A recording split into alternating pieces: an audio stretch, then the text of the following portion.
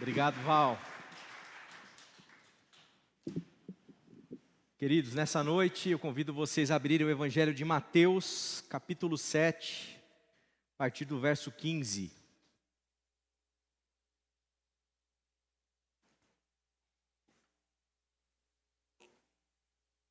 Mateus 7, 15 e 23. 15 a 23.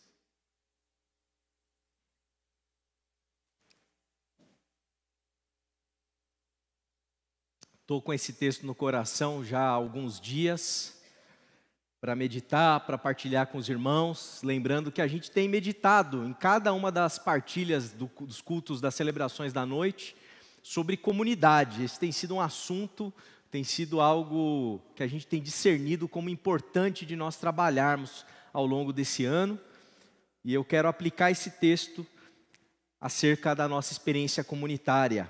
Mateus 7 diz assim a partir do 15: Tenham cuidado com os falsos profetas. Eles vêm a vocês vestidos de peles de ovelhas, mas por dentro são lobos devoradores.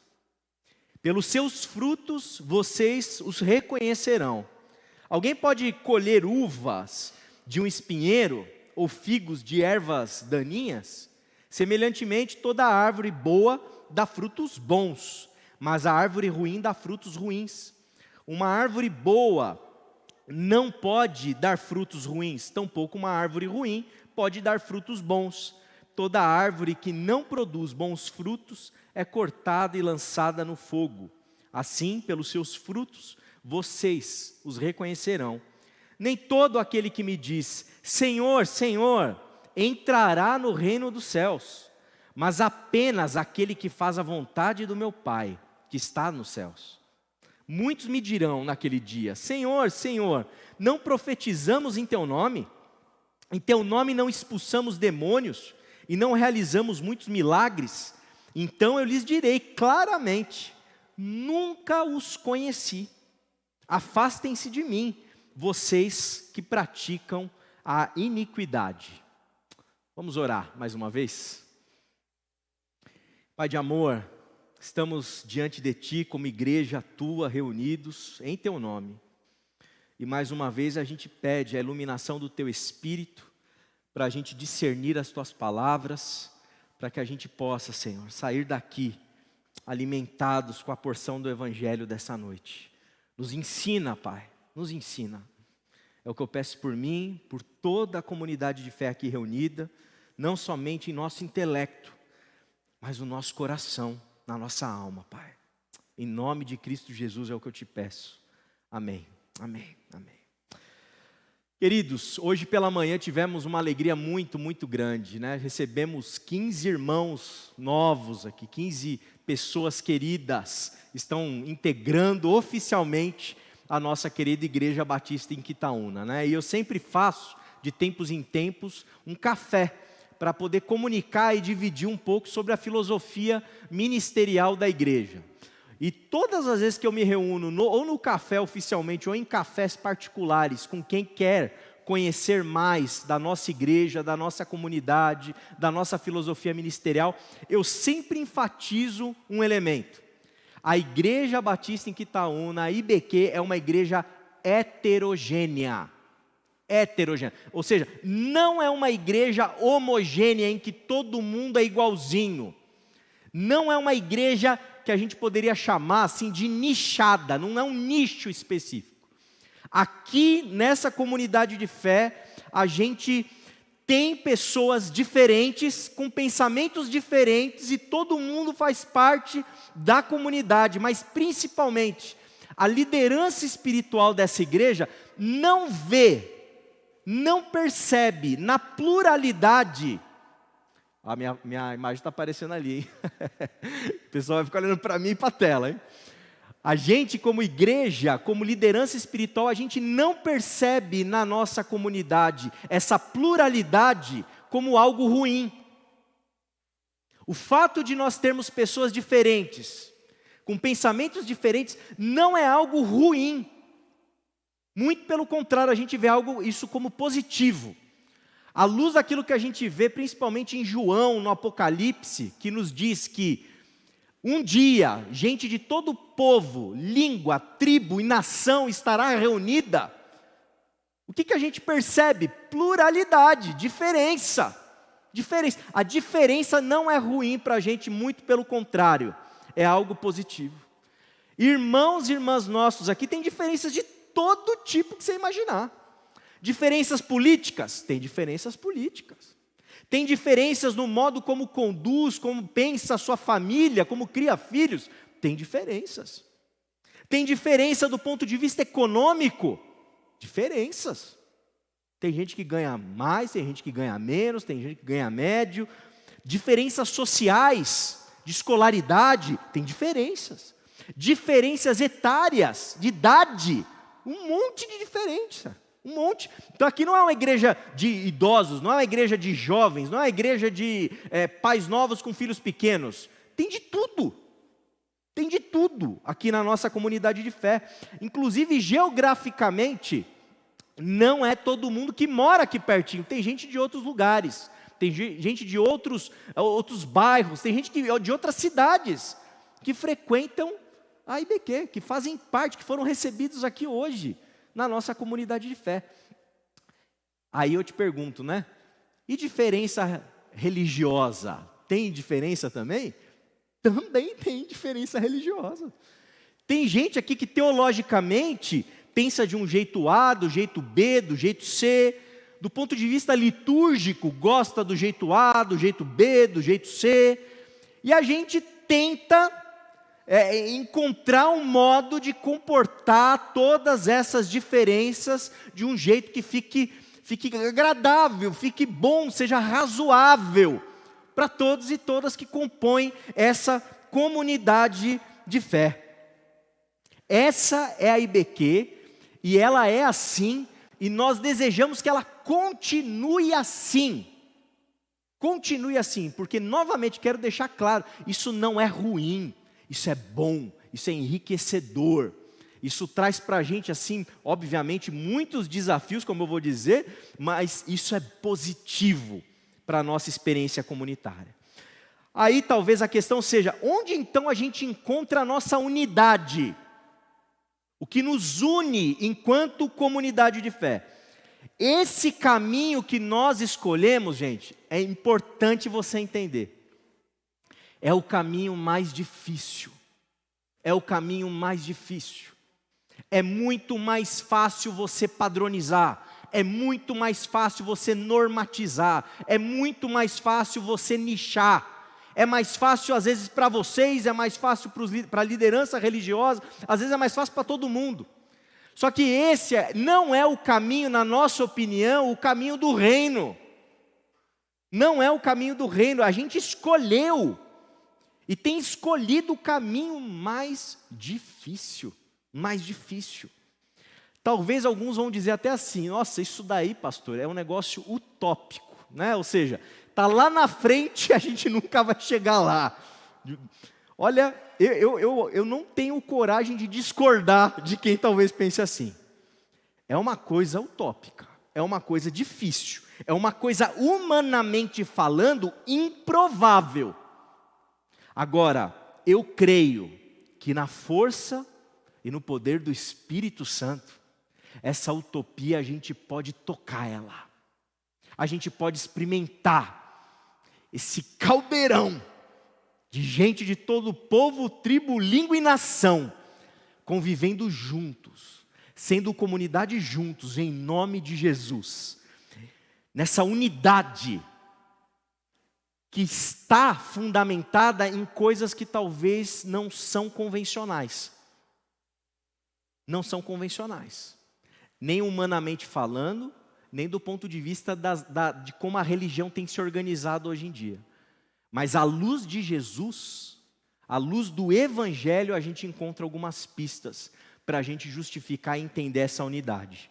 Nesse texto que nós lemos, Jesus aqui, ele está dizendo em primeiro lugar para a gente ter cuidado com falsos profetas, porque tem gente dentro da expressão religiosa, do mundo religioso, que se coloca em pele de ovelha, mas no fundo é um lobo, devorador. Está aqui. Se a gente quer entender como que a gente faz para nós termos unidade na igreja, a gente precisa ouvir Jesus e entender o que Ele está dizendo de maneira assim, muito nítida no nosso coração. Porque o que vai nos fazer não são os elementos exteriores. A exterioridade, aquilo que aparenta, aquilo que aparece, não é o que sustenta a nossa unidade. Não é o que sustenta a nossa convivência. Não é o que sustenta a nossa vida comunitária. Por que não é o que sustenta? Porque exterioridade pode ser performada, pode ser ludibriada, pode ser enganada. As pessoas podem aparentar que são algo que não são. A pessoa pode aparentar ser um profeta de Deus, chegando naquela pelinha, né, de ovelha. Ovelha é aquele bicho bonitinho, né? Aquele bicho, né, cheio de lã, branquinho, tal, aquela coisa toda. Só que no fundo está disfarçado, é um disfarce. É falso, é mentiroso. Porque a exterioridade, quando Jesus olha, Ele relativiza ela. Ele fala assim, não olhe pela aparência. Não olhe por aquilo que está se mostrando, porque não necessariamente é o que é. E tem falso profeta, ele está dizendo, que na verdade é lobo devorador e vai detonar vocês. Irmãos, o que está explícito, claro, não só aqui nesse trecho do Evangelho, mas em toda a Escritura. Não são as aparências, não é a exterioridade, não é isso que nos sustenta, não é isso que define, não é isso que fundamenta a nossa unidade. O que eu estou querendo dizer com isso? Irmãos, a gente pode ter os nossos gostos, a gente pode ter as nossas preferências, a gente pode lutar para encontrar uma coisa razoável para que todo mundo aqui tenha os seus gostos atendidos. Isso é legítimo, isso é bom, está tudo certo. Mas o que nos une, o que nos faz não é a nossa liturgia, no final das contas. O que nos faz não é aquilo que parece, não é aquilo que aparenta. Não nos faz o jeito que eu prego. Não nos faz a roupa que nós vestimos. Não nos faz os cânticos que nós cantamos. Não nos faz os aspectos exteriores, das aparências. Não é isso, não é sobre isso, irmão e irmã. Não é isso que vai sustentar a gente como igreja de Jesus. É outra coisa. É outra coisa, porque aparência, novamente, isso pode... Eu posso parecer bonzinho para você. Quem disse que eu sou? Percebe? Você pode parecer um santo piedoso. Quem disse que você é? A gente pode parecer, quando a gente está de braço levantado assim, um santo, pronto para a carruagem de fogo do Enoque pegar a gente e levar. Prontinho. Mas assim, quem garante que é?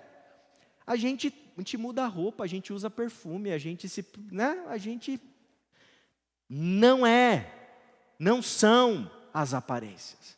Infelizmente, historicamente, a gente sabe, não sabe? Que a igreja, por muitas décadas, enfatizou o quê? Exterioridade. Quem era o crente décadas atrás? Camisa social, né? Na rua com a Bíblia embaixo do braço, o crente lá. Ali está o crente. Vamos ser sinceros, à luz do texto que a gente está expondo, é esse o critério que define quem é de Deus e quem não é? Não é. Basta ler o texto bíblico, não é. Tá certo? Então, não é a exterioridade. E o texto vai continuar dizendo, pelos frutos vocês vão conhecer quem são verdadeiramente de Deus, quem não é de Deus, quem é o profeta de Deus, quem não é, quem é a ovelha, quem que é o lobo devorador. Os frutos, Jesus diz, como que você pode colher uva de um espinheiro, figos de erva daninha? Semelhantemente, toda árvore boa dá frutos bons, mas árvore ruim dá frutos ruins. Uma árvore boa não pode dar frutos ruins, tampouco a árvore ruim pode dar frutos bons. E a árvore que não produz frutos bons é cortada e lançada ao fogo.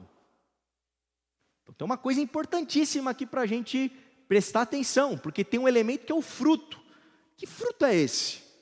Guarda essa questão. Lá para o finalzinho do sermão eu vou responder ela para você, tá? Mas é o fruto que importa.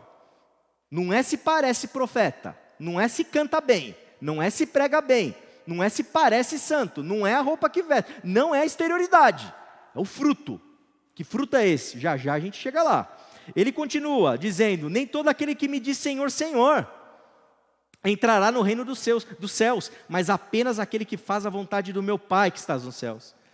Não é também a aparência de piedade. Em outras palavras, o que eu quero enfatizar aqui, não é a nossa linguagem religiosa também. Senhor, Senhor. Quem que fala Senhor, Senhor? É crente, não é? Um cara de Deus, um cara que chega lá, que reconhece que Deus é o Senhor dele, que Jesus é Senhor, Senhor, Senhor. A linguagem religiosa nossa também não é suficiente para sustentar a nossa unidade como igreja. Não adianta nós falarmos o crentez, não adianta, isso não é suficiente. Não adianta eu chegar para você e falar assim: irmão, o que você escuta durante a semana? Só hino do cantor cristão, só corinho religioso, só a rádio tal, que é a rádio que toca, tem sabor de mel. Não adianta você só viver nessa bolha gospel, e só ouvir as coisas gospel, só falar gospel. Não adianta, não é suficiente para fazer com que a gente seja um. Pastor, o seu chefe chega no trabalho e fala para você assim: pô, fulano, parabéns, hein, cumpriu a meta. Aí você fala assim: glória a Deus. No meio do salão assim, né, profissional, todo mundo lá. Aí você fala: nossa, honrei o nome do Senhor, não tive medo de esconder a fé, né? Irmão, irmã, não é isso. Não é isso. O seu vocabulário não é suficientemente capaz de ser um critério que define que você é ou não é. E nós não seremos uma comunidade de fé unida, que caminha junto, que vive a experiência de sermos corpo de Cristo, porque a gente fala tudo igualzinho. Está claro? É isso que ele está dizendo: Senhor, Senhor, nem todo aquele que me diz Senhor, Senhor entrará no reino dos céus. E ele vai além, ele fala assim: muitos, olha como a coisa fica feia, hein? Olha o que ele diz: muitos me dirão naquele dia: Senhor, Senhor, não profetizamos em teu nome? Os caras profetizaram em nome do Senhor. Em teu nome não expulsamos demônios. Esses dias aí um amigo perguntou: você já teve a experiência de expulsar um demônio? Né? Eu falei: não tive essa experiência. E Jesus está falando aqui, ó, o cara expulsou o demônio em nome de Jesus lá, foi lá e expulsou. Não realizamos muitos milagres, Senhor? Então lhes direi claramente, nunca os conheci. Gente, não é um negócio pesado? Não sei como que você lê esse texto aqui, mas eu acho assim, eu fico chocado, eu quase caio para trás assim, de ler. Nunca os conheci, afastem-se de mim, vocês que praticam a iniquidade. Ou seja, não é só a exterioridade, ações religiosas não são suficientemente capazes de garantir que nós somos de fato de Deus, igreja de Deus, povo de Deus. A gente pode profetizar, a gente pode expulsar demônio de gente, a gente pode realizar milagres. Já imaginou um negócio desse? A gente viver experiências desse tipo extraordinárias?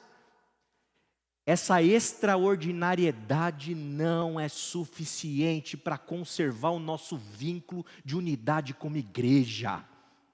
Eu posso ser o Constantine, que expulsa, sabe do filme? Que expulsa os demônios todos. Isso não garante, meu irmão e minha irmã, que a gente vai ter uma comunhão sadia. Eu posso ser um milagreiro. Eu posso chegar aqui e falar assim: ó, meu irmão, é o seguinte, quem ora aqui e faz curar sou eu. Vem aqui que eu oro e vai ser curado. E você pode ser curado. Isso não é suficiente para garantir que eu sou de Deus mesmo e que a gente está vivendo uma experiência de unidade. Se isso tudo aqui é verdade, que dirá as coisas religiosas que nós praticamos? Eu venho para o culto todo domingo, né? Eu não falto um minuto, não chego atrasado no louvor. Eu toco, eu canto, eu dou aula, Gente, e tudo isso é maravilhoso, tá? Eu vou explicar um pouquinho adiante. Agora, as nossas ações religiosas não são o critério último para a gente poder vivenciar a experiência de sermos comunidade de Jesus, povo de Deus. É duro esse texto, é pesado, mas vamos lá, ó. Eu sou religioso. Eu sou religioso. Eu sou um pastor.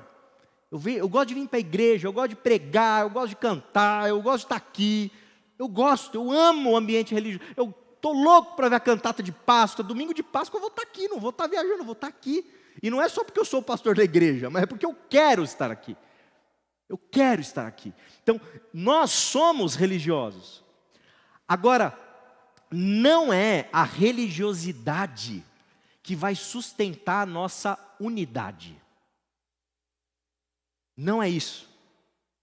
Não são esses elementos que sustentam a igreja de Jesus. O que nos une afinal? O que nos caracteriza como povo de Deus? O que nos faz comunidade de Jesus? Os frutos. Lembra dos frutos que eu falei que ia explicar? Os frutos. Pelo fruto a gente conhece a árvore. Pelo fruto a gente sabe que a gente está vivendo uma relação, que a gente está vivendo uma comunidade que está manifestando algo que realmente é de Deus. E novamente, não tem a ver com liturgia, não tem a ver com teologia, não tem a ver com gostos, etc e tal. O que são os frutos? No meio do texto ele dá pistas. Ele fala, fazer a vontade do Pai. Fazer a vontade do Pai, é isso que importa.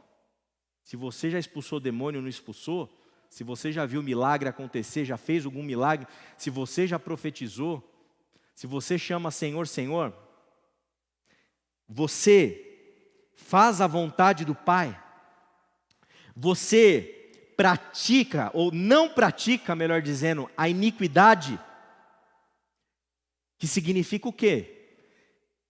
Você pratica a justiça. A tua vida, a tua caminhada na existência, no dia a dia, no cotidiano, não na igreja. A tua disposição existencial é uma disposição em prol de fazer a vontade do Pai, não praticar a iniquidade, se comprometer com a justiça, que no final das contas significa um compromisso com a bondade, significa um compromisso com o amor, esse amor que entrega tudo, um compromisso com a misericórdia. É isso que no final das contas importa, e importa para nos sustentar como igreja.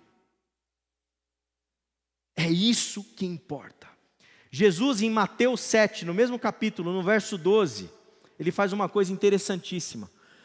Muitos rabinos da época ensinavam que é o seguinte: não faça com outro que não quer que faça com você, o que você não quer que faça com você. A tal regra de ouro, era assim que funcionava. Só que Jesus inverte, coloca ela no positivo. Ele diz, assim em tudo, façam às pessoas o que querem que elas façam a vocês, pois esta é a lei e os profetas. Essa é a lei e os profetas. O que vale no reino, o que importa no reino, o que nos sustenta enquanto comunidade, é quando a gente vive essa prática de amor, em que eu faço para você aquilo que eu quero que você faça para mim. Quando isso é vivido, quando isso é praticado, quando isso é encarnado na nossa caminhada, no nosso cotidiano, no nosso trabalho, na nossa igreja, em qualquer lugar da vida, nós estamos cumprindo a lei e os profetas. Mas eu gosto desse tipo de louvor. Tá bom, legal. Mas eu gosto desse tipo de teologia ou de pregação. Legal. Ah, mas eu gosto desse jeito, eu não gosto de ventilador, eu gosto de ar-condicionado. Quem? Ah, isso é unanimidade, né? Todo mundo vai querer um ar, principalmente nesse calor. Irmão, irmã, o que importa é se nós fazemos às pessoas aquilo que a gente quer que elas façam para a gente. É isso que importa. Em outras palavras, o que eu estou querendo te dizer é o seguinte, presta atenção no que eu estou dizendo. A gente não quer ser meramente uma comunidade exteriormente religiosa. Amém? Entenderam? Não basta a pessoa entrar aqui e encontrar uma comunidade religiosa que parece religiosa. Isso não é suficiente à luz do crivo do Evangelho. O que as pessoas precisam, o que nós precisamos, o que nós devemos almejar, o que vai nos sustentar é o vínculo de amor entre nós, em que a gente se ama mutuamente e a gente faz para o outro, seja crente ou descrente, aquilo que a gente deseja que ele faça para nós.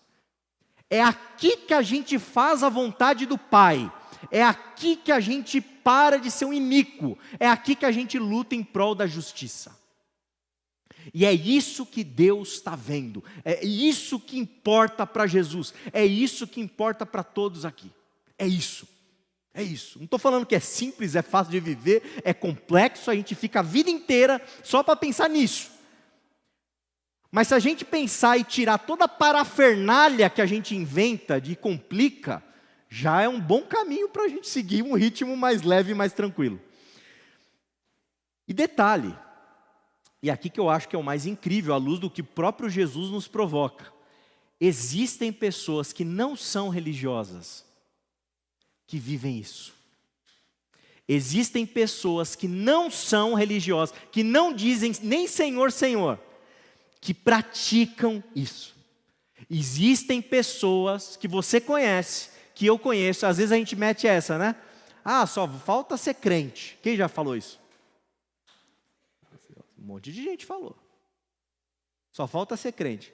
Eu não sei se você tem que se preocupar muito não, viu? No final das contas. Porque se faz a vontade do Pai, se pratica a justiça, me parece que à luz do que o texto está dizendo, esse aqui é capaz de entrar no reino dos céus. E o outro religiosão, todo santarrão, todo Senhor, Senhor, todo expulsador de demônio, que faz milagre, que profetiza, esse ele questiona, opa, afastai-vos de mim, não vos conheço, vós que praticais a iniquidade. Olha a potência do que Jesus está nos ensinando, meu irmão e minha irmã. Olha a potência disso. E o que eu quero dizer com isso? Ah, então vamos abandonar a fé? Não tem nada a ver com isso. Nós temos a nossa tradição religiosa, e ela é lindíssima. Ela tem 2000 anos de tradição, ela é lindíssima. Nós temos as falas de Jesus registradas, que nós estamos meditando agora mesmo. Nós meditamos nesses textos diariamente, muitos de nós. Esses textos nós decoramos quando crianças. Ensinaram para a gente numa escolinha, igual as crianças saíram daqui. Nós temos canções que falam sobre esses textos que nós amamos, e na Páscoa a gente vai cantar que esse Senhor ressuscitou.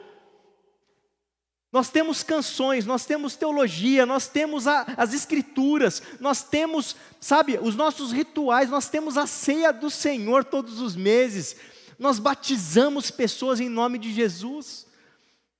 Nós fazemos tudo isso, e tudo isso é maravilhoso, é lindíssimo, é belíssimo, e eu quero fazer o resto para o resto da minha vida.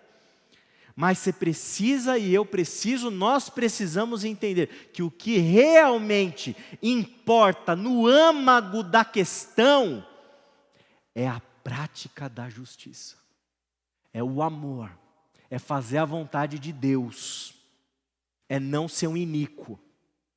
É isso que no final das contas importa para todos nós. É isso que importa. Ou seja, nós que temos todo esse arcabouço de conhecimento, estamos aqui meditando em Mateus capítulo 7.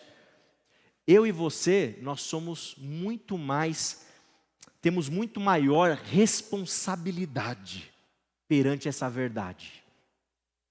Porque a gente não faz de maneira intuitiva, nós fazemos fundamentados, nós fazemos a partir de instruções claras de Jesus de Nazaré. A gente escuta isso todos os domingos, a gente aprende isso todos os domingos, desde criança. A gente medita, a gente ouve pregação, a gente canta. Quão maior responsabilidade é a nossa perante o mundo? Eu não sei se você está entendendo o que eu estou pregando, mas assim, você vai sair daqui, você tem que sair daqui não com peso, né? Porque o evangelho é leve, não é isso, né? Mas você tem que sair daqui sentindo a responsabilidade. Você tem que chegar no teu trabalho amanhã, você tem que acordar na tua casa amanhã e falar assim: Senhor, eu estou escutando há, 35, 40, 50, 70 anos, que eu tenho que amar meu próximo como a mim mesmo. Por que eu sou esse grosseiro aqui? Por que eu passo a perna ali? Por que eu invejo lá? Por que eu cobiço aqui? Por que eu ainda sou assim? Por que eu valorizo a liturgia? A liturgia tem que ser boa. A minha ética, tanto faz. Por que eu valorizo coisas que Jesus não valoriza? E não valorizo aquilo que Jesus valoriza? Então a gente precisa entender que é isso, meu irmão e minha irmã, que vai nos sustentar como comunidade de Jesus. Em outras palavras, o que eu estou querendo dizer para você é o seguinte: o que a gente deseja para as nossas vidas, mas principalmente para os mais novos. Hoje tinha uma criançada aqui de manhã sendo filhos de irmãos recebidos na comunidade de fé. Uma criançada desceu lá para aprender um monte de coisa. A criançada daqui a pouco vai cantar na Páscoa. O que a gente espera como comunidade de fé? O que a gente deseja? O que a gente quer? O que tem que acontecer quando uma pessoa passa por aqui e vive aqui 1 década, 2 décadas, 3 décadas, 4 décadas? Olha, com todo respeito, eu não espero que seja gostar dos livros que o pastor gosta, gostar da teologia A, da teologia B, da liturgia C, D, E, F, etc, etc, etc. Eu não espero que ela saia daqui e fale assim: nossa, agora passe por aqui e fale: sou um baptista. Nem batista, baptista, com o pezinho mudo, sabe? Eu sou agora, nossa, é isso aqui. Eu não espero isso. Eu não quero isso para minha filha. Não é isso. Isso é importante, a nossa tradição é importante. Eu amo ser batista, sei porque sou e vou morrer sendo. Mas não é o que eu quero para minha filha. Eu quero que ela cante os hinos que o Val tocou, porque o Val, ele sabe o que é música boa. Val, desculpa, não é isso que eu almejo para minha filha. Não é isso que eu quero. Eu quero que ela tenha estética, que ela levante a mão, sabe, faça. Não é isso que eu quero para minha filha, gente. Não é isso que eu quero para os meus filhos, não é isso que eu quero para os filhos de vocês, não é isso que eu quero para as crianças que estão lá embaixo. Não é isso. O que eu quero é que cada um que passe por aqui e viva essa experiência comunitária, esteja disposto a viver uma experiência de união no amor. E esse amor seja tão intenso, tão profundo, que a pessoa saia e se perceba sendo transformada pelo poder do Espírito a tal ponto em que ela sai daqui e ela só consegue pensar uma coisa: como que eu posso fazer para o outro aquilo que eu gostaria que fizesse para mim? E essa pessoa pratique isso, sendo médico, sendo sapateiro, sendo Uber, sendo qualquer coisa na vida, na existência, fazendo família, criando filhos, vivendo. Ela ame, e possa entender que ela aprendeu isso com Jesus de Nazaré, porque nem todo aquele que diz Senhor, Senhor entrará no reino dos céus. É isso que eu imagino, e é isso que vai nos sustentar enquanto comunidade. As nossas diferenças, elas sempre vão existir, as nossas preferências e gostos sempre serão diferentes em algum aspecto. Está tudo bem, Porque o que me faz seu irmão, o que te faz ser meu irmão, é o amor. É o amor. É nós estarmos juntos fazendo a vontade do Pai. E fazer a vontade do Pai, praticar a justiça, isso transcende, gente. Transcende tudo. Nos faz gente, nos faz humanos, não religiosos. Embora tenha muita coisa boa na religião, e como eu disse, eu sou um religioso. Mas humanos, feitos à imagem e semelhança de Deus. Gente livre, liberta, amada, querida em Jesus Cristo. É isso que importa. Amém? Que a gente possa viver essa experiência. Essa experiência que é de negócio utópico, né? Assim, né? Dá vontade de padronizar um monte de coisa para fazer a coisa ser melhor, né? Claudomir, César, né? O Medeiro, dá vontade, mas não é o caminho. Não é o caminho. O amor, a prática desse amor vai fazer a gente viver uma comunidade que espelha Jesus, que manifesta o reino. Amém? Quero te convidar a curvar sua cabeça nessa noite, se colocar na presença de Deus.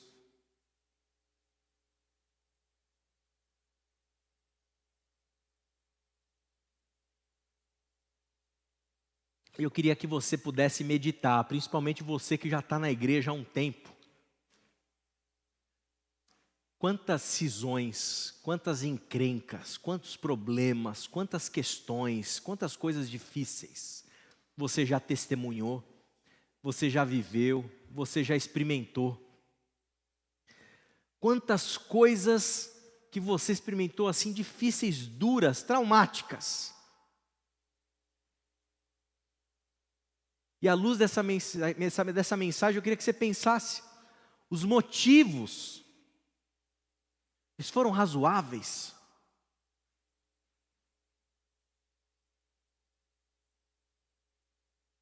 Se a coisa tivesse sido simplificada, se o que importasse realmente fosse a questão da prática, desse fazer para o outro, aquilo que eu quero que o outro faça para mim, pensa se não teria mais paz.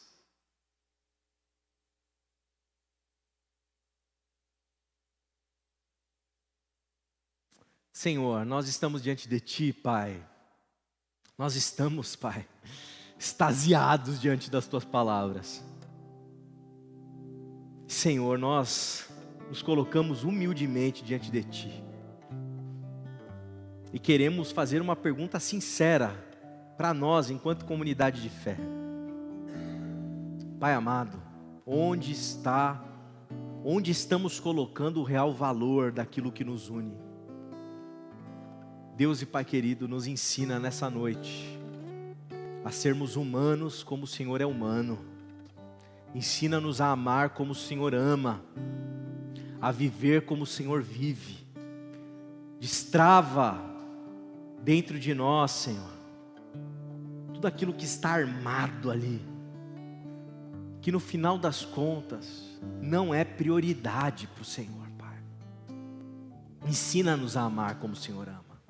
Ensina-nos a ser uma comunidade de fé, que apesar das diferenças, e mesmo nas diferenças a gente é unido, a gente é um. Ó Senhor, ensina-nos a viver essa utopia do reino, Deus. Ensina-nos, Pai, a nos suportarmos uns aos outros em amor. Ensina-nos, Pai, a viver com o coração voltado para aquilo que realmente importa, Pai. A colocarmos as coisas no devido lugar. Ó Deus querido, e eu te peço pelas próximas gerações que estão vindo, Deus, que elas possam crescer, ouvindo as Tuas palavras, e que nós tenhamos coragem de repartir com elas as Tuas palavras, Pai. E que elas possam crescer libertas, que elas possam crescer alegres, que elas possam defender com unhas e dentes a justiça, a vontade do Pai nesse mundo. E que seja isso, os frutos belíssimos que elas venham a dar, Pai. Ó Senhor, nós oramos com gratidão no nome santo de Cristo Jesus. Amém. Amém.